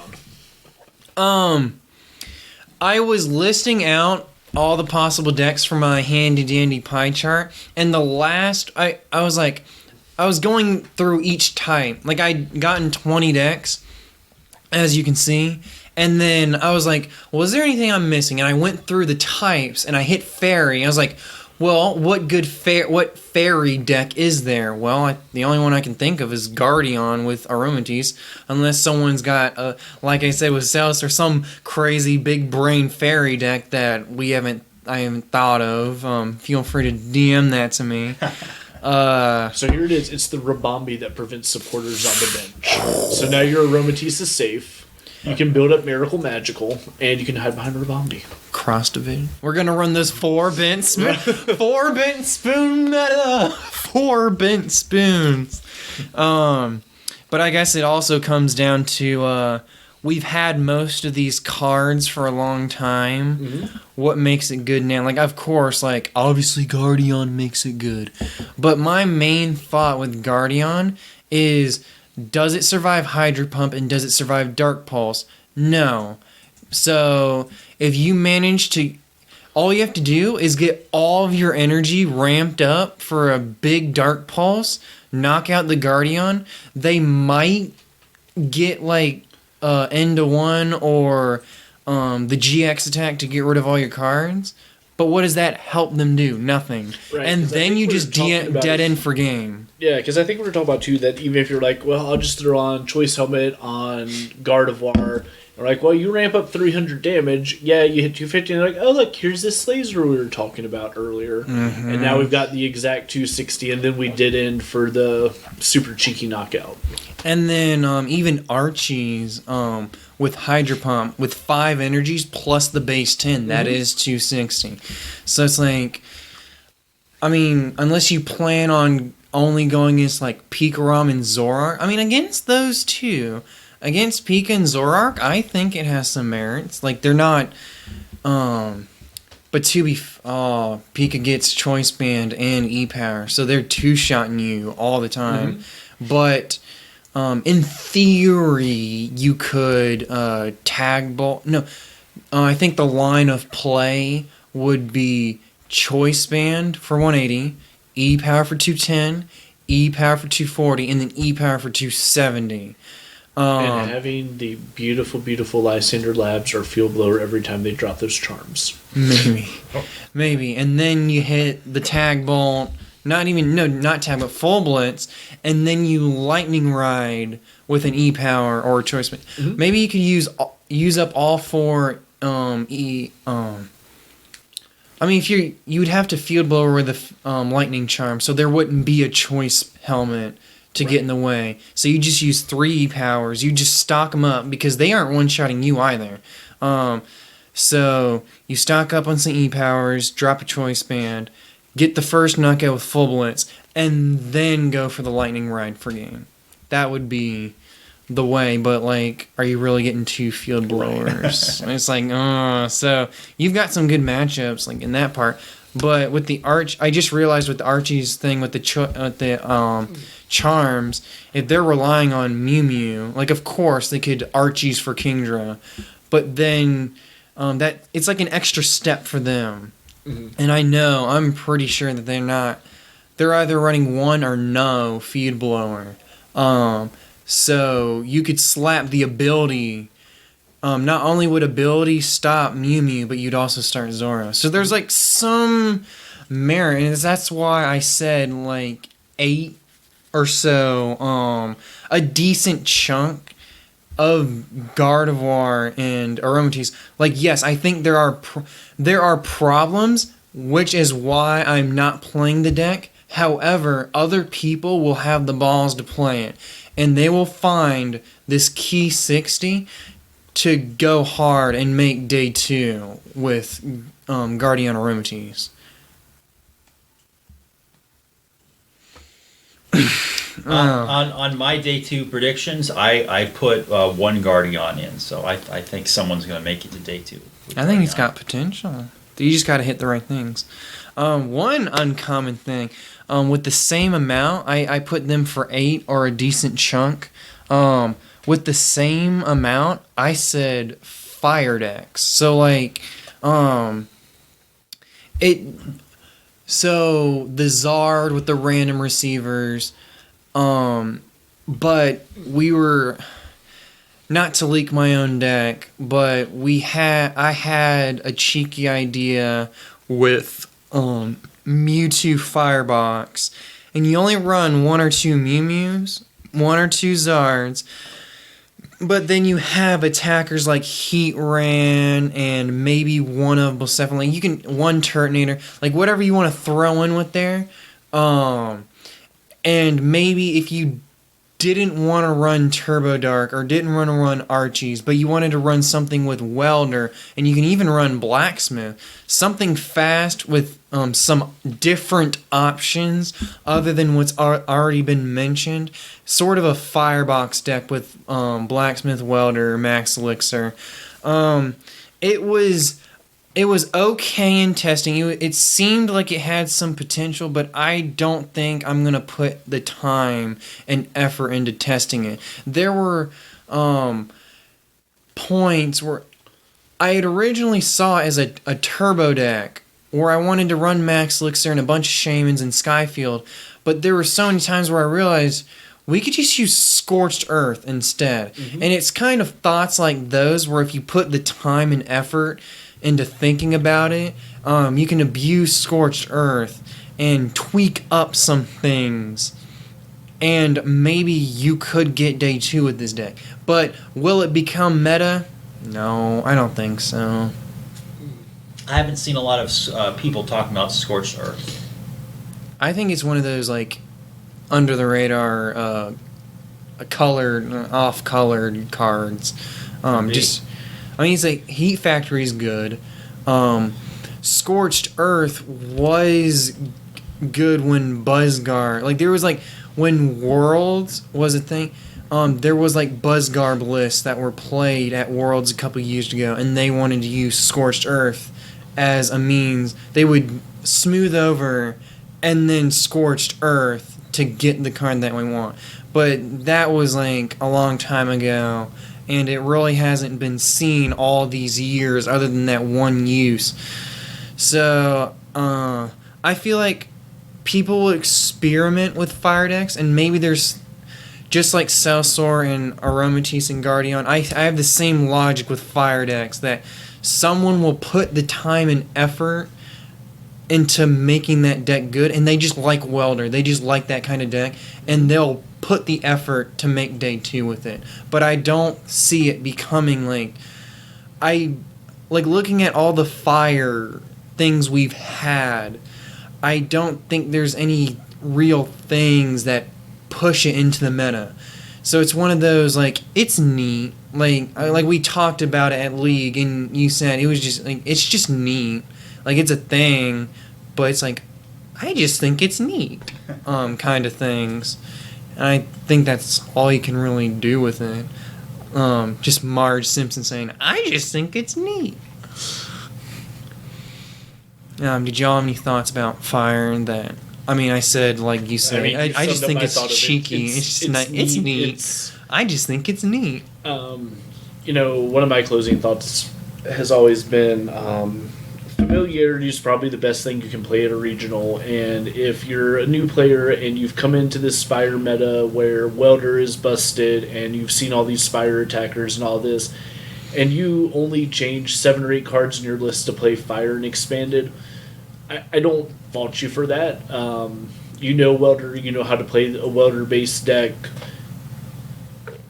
Go for it if that's what you're thinking. Like, There's going to be a statistically significant number of people at Richmond and every regionals who, when they go to play Expanded, their thought is, hey, I know this standard deck I really like. Let's just change a few cards and make it for the Expanded environment. That's Salsar.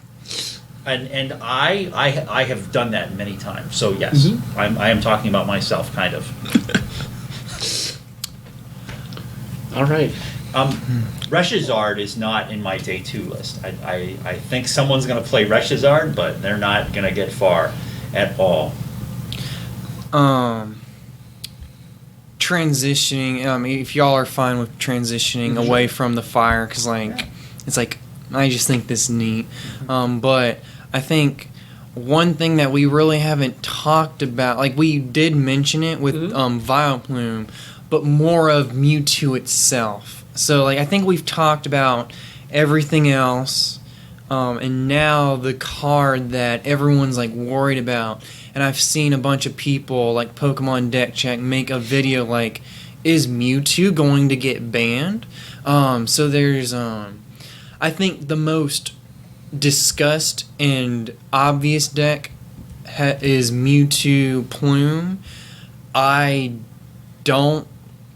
have not seen anyone go crazy with it. It's all been in theory. Like, until someone shows me this being pulled off, until someone shows me the Mewtwo Plume going crazy, I don't know what to tell you. I don't believe. It's like, when I saw her face, now I'm a believer. Like, I have to see it before I believe it. Like, all these talks have been theory-moning. Like, show me some games. But there was one video that I can't remember who made. I think it was Rare Candy.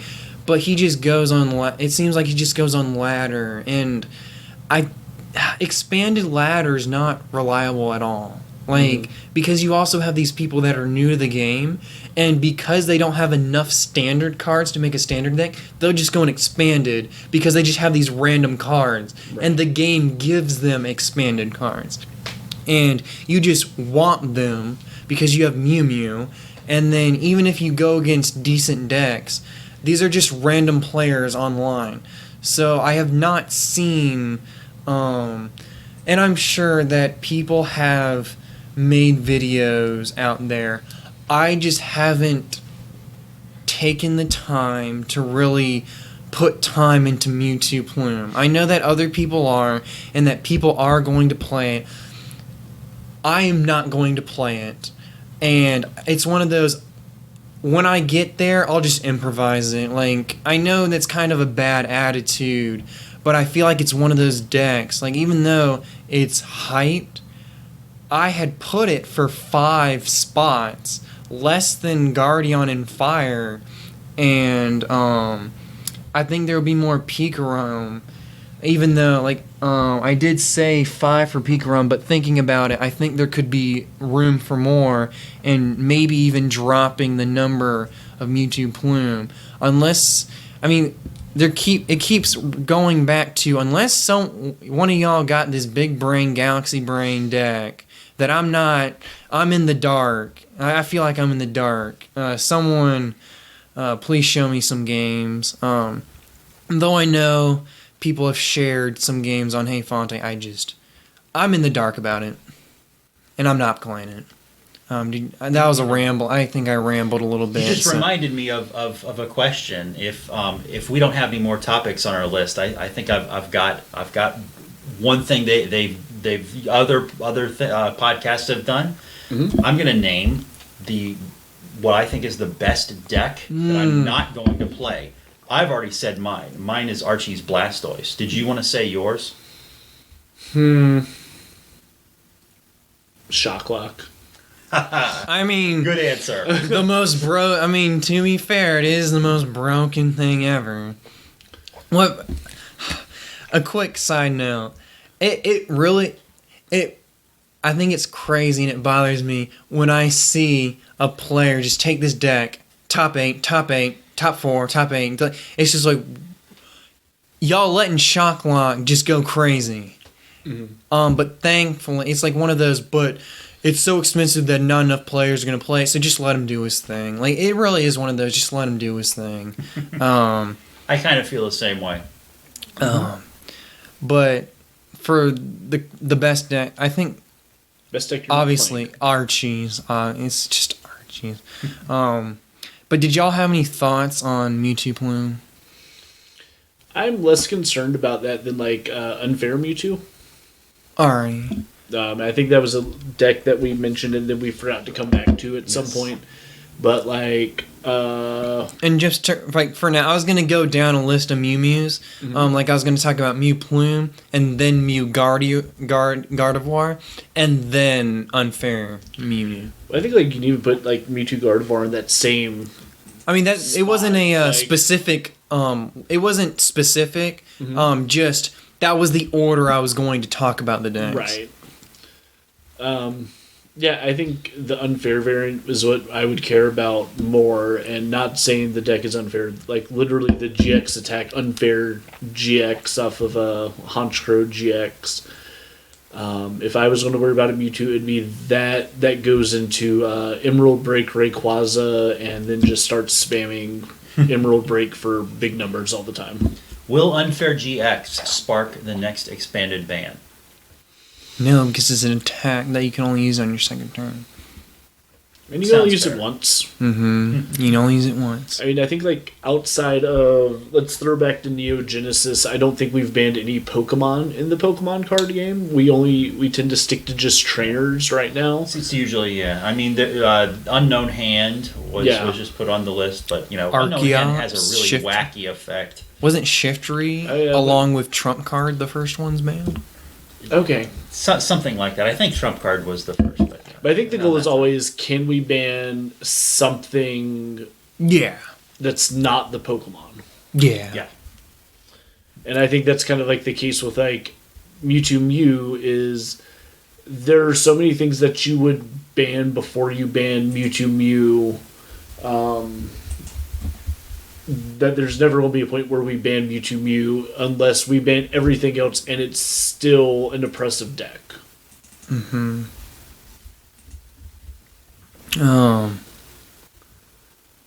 I feel like Mewtwo Unfair is way too much of a gimmick. I think it's a gimmick.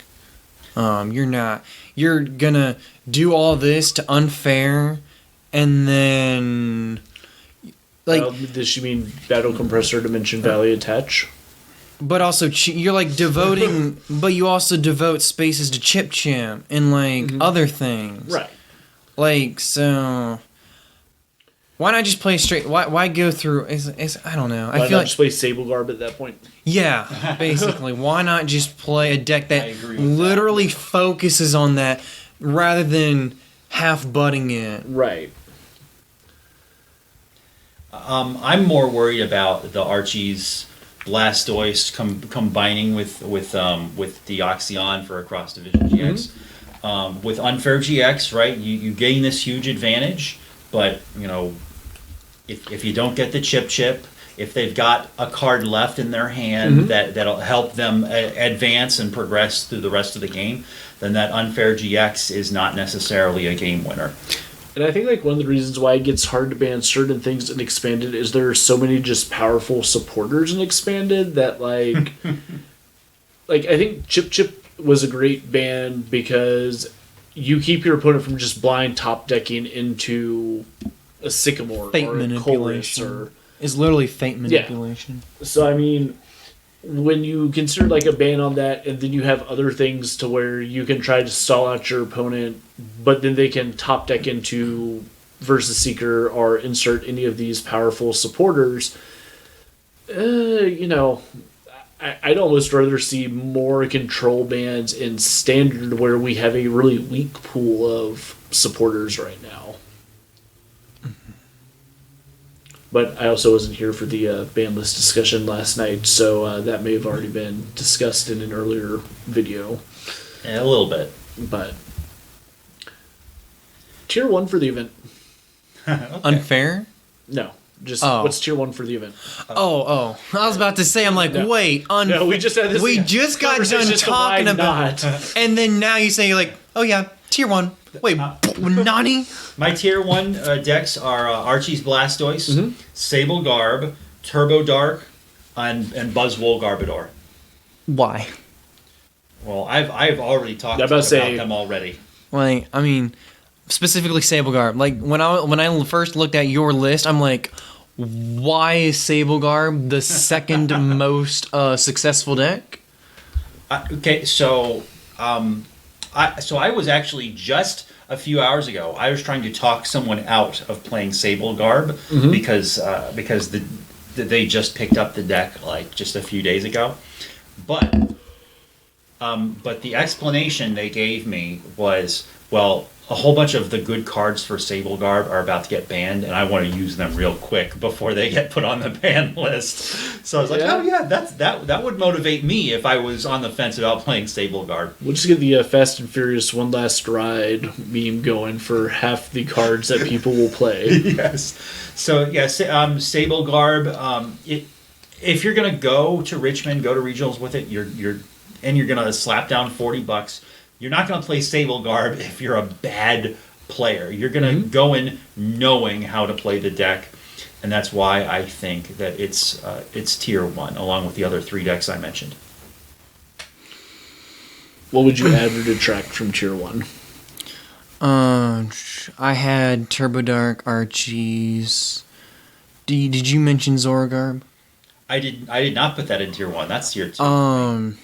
I can agree with that. It's because it just has a place in people's hearts. And that's like, while it does have a place in people's hearts, I don't think you can really doubt the power of N-1 for game with the Garbotoxin. Yes. I feel like that's strong. Like a case to be made that we should probably clarify that when we talk about tier 1, we're saying they're going to beat all the other decks in tier 1 and beat all the decks in tier 2. We're not talking about tiers in terms of popularity. Exactly. Because that's what some people will do is say, all right, so this is going to be the most popular deck, so it's obviously tier 1. No. You know, if Night Slasher theme deck had the most people playing, it's still not a tier 1 deck. It just has the most people playing it. So, tier 1 for us is there are very, like, the checks to it are in tier 1 with maybe one tier 2 check.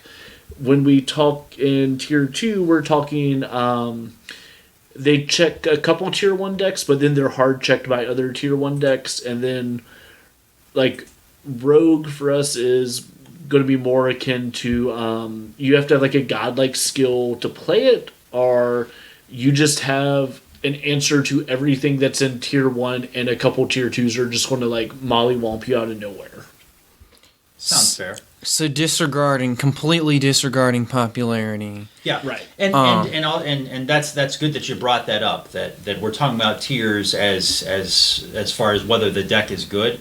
Because in my pie chart, I put Night March as pretty high on the list of day 2 decks. I don't think it's tier 1. No. I'm just predicting that a lot of people are going to play it, so that's why it's kind of higher on my list. So Nick didn't mention Shocklock. I am crazy about that deck. I think it's nuts. I feel like it's too easily forgotten, but I know the reason. The reason is because barely anyone can afford to play it, and people don't want to play it. But, like, if we're truly disregarding popularity and assuming that everyone can get every deck, if price isn't a factor, World Championship cards became legal. Let's go with it. Yeah, like there is no, like, everyone has every card in the game, and we're all going in equal footing.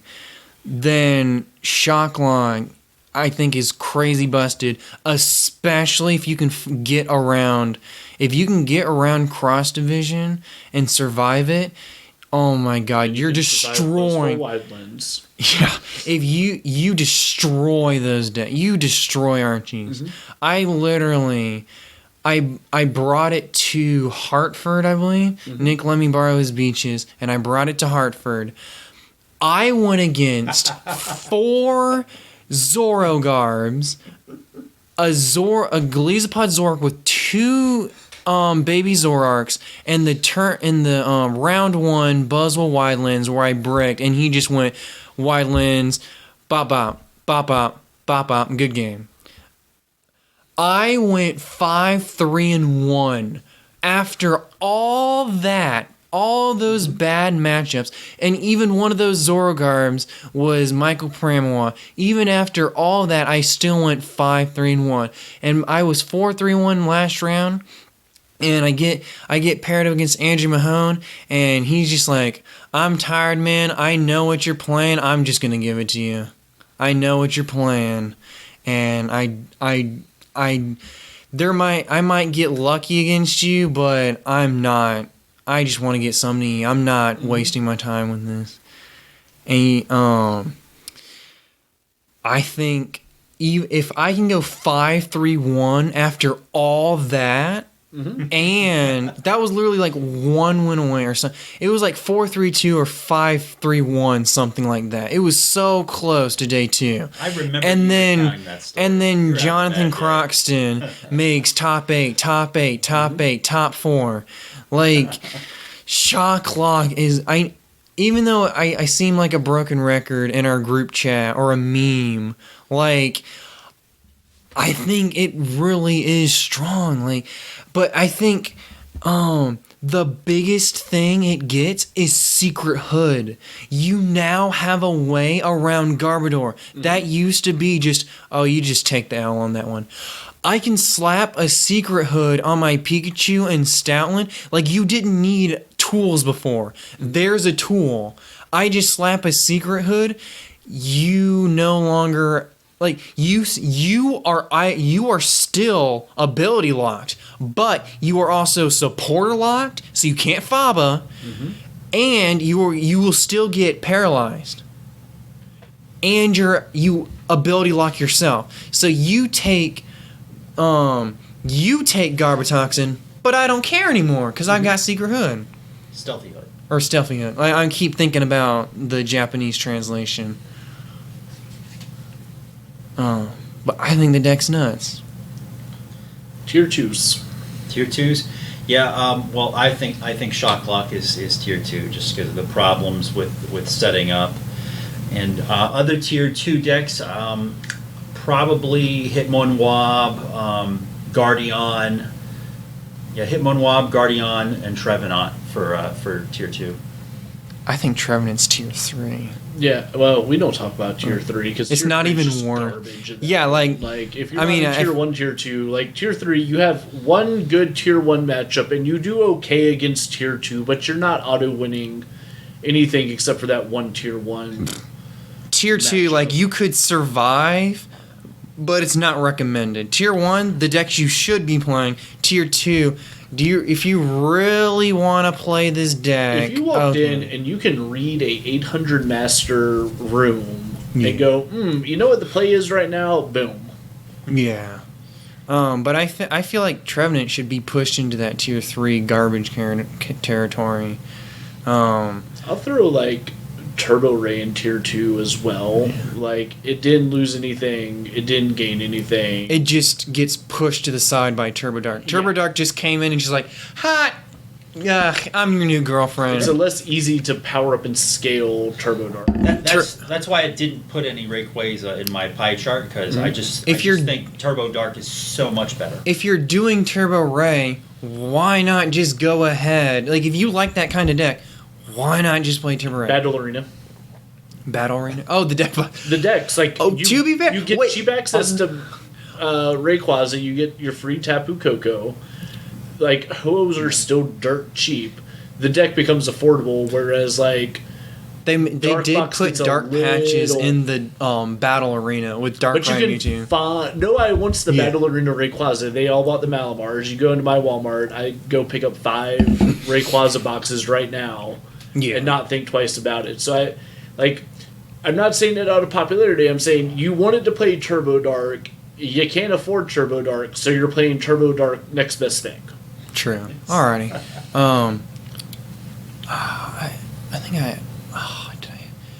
Yeah, Turbo Dark literally just walks in and says, "I'm your girlfriend. pushes Ray to the side and like just kicks you out of the house. Like, I'm breaking it. It's that meme with Toy Story. I don't want to play with you anymore. Or Turbo Zoro Ninja's my new best friend. Yeah. Goodbye. What's a Rayquaza? Turbo Zoro Ninja's my best friend now. I don't want to play with you anymore. I don't want to run this deck anymore. Rogue Tears. Dude, well, I mean, Greninja! we named our off-color decks, so I won't go over those again. But Greninja. yeah, you know, Robbie James. Green's Greninja is one that we've heard a couple times. It's got the name thrown out there. Yeah. Is it just a meme? Yeah, Probably. cross division, shake the hand. I think that's one of the biggest. That Zoroark and Greninja, I mean, not the tag team, but two. Let me refer that. Zoroark GX and Greninja Break are like the two decks that you feel like, okay, turn one cross division, here's the hand, sign the match slip. I think something with I'm trying to think of the stage one's name. Beheum? Beheum? Because I think like you can use him with some of those big like Wailord Magikarp tag team along with AZ, Cassius, Max Potion, and like you're not worried about trying to like lock out with something like Safeguard. You're not trying to use Pure Heart. You're just like, okay, deal 300 damage, or I heal it off next turn. And so you mentioned switching out with Wailord. You know what the new Wailord is? It's Keldeo GX. Single prize attackers can't knock it out, and GXs can't knock it out. Yep. So maybe you'll do Beheum, and then you'll switch out. Stop giving the Davin and some maybe idea. you'll welder with it too. Yeah. I'm just kidding. So Because you got 3 CEs, so I mean, 90 damage item block. see, we're willing to give you the no leads. All the other channels are gonna meta manipulate you and be like, oh, you know what? We got this secret Behemoth deck. We're like, nah, here's an idea. We'll give you the honest truth, not be like, oh, well, I'm going to tell you about everything except hashtag no leaks. As a teacher, I'm too lazy and too tired to tell you about a deck and hype it up and then build something completely different. I'm going to build like one deck and play it. And another thing, my logic with it is that I don't think it'll. So if we build upon this Behemoth deck right now that we just admitted to the internet, everyone will think of the same idea you did. It's just about who does it first. So we basically, if Behemoth makes day 2, it'd be one of those, we said it here, folks, we told you. But I think that Behemoth is the best stage 1 that can get around cross division because you drop 2 Algium, you only need 2 bent spoons, then you evolve, and then you retreat, bounce it, shuffle it back, and then you have the one for next turn. Then you drop Algium and Bent Spoon at the same time, and then attack with the next one, and then it's like a loop. Yeah. Like you're never without Bent Spoon, and you don't need 4 Bent Spoon. So it's like the way to get around cross division. And then they also don't get they don't get superior energy retrieval. They just Naga snipe you. Wait. It's It counts as effect, damage. yeah. All right. Sadly. But I think there's something you can do crazy with BM that You hit for weakness. 180. Yep. 180 item lock. So. We're bringing y'all the galaxy brain ideas. Like you will hear it from this video and you'll be like, oh my god, they have a point. or maybe even other content creators, if they watch this video, they'd be like, "Oh my God, those weird think about that. Those weird people, these weird random people, are actually coming up with some good points." You know, I've tried in my time with the Pokemon trading card game, I've tried to position myself as an educator. I think that a lot of what we do is an active education. And if that active education can just be, you hear Evan just yell out this silly idea and you actually take it and run with it and do something with it, I think that that is a wonderful thing we've done for you and a wonderful thing you've done for us by doing something with our idea. the epic gamer moment. That's a dub in our book. Just make sure, if you did get that idea from us, please give us the shout out. Please give the shout out. Our recording is going about 2 hours. Was there any other notes, anything else we wanted to read before we sign off? Nope. I'm pretty empty after all. Zach, you're going to see how we sign off. Yeah. Ready? 3, 2, 1. Aridos. Goodbye. Yay! Yay! We did it.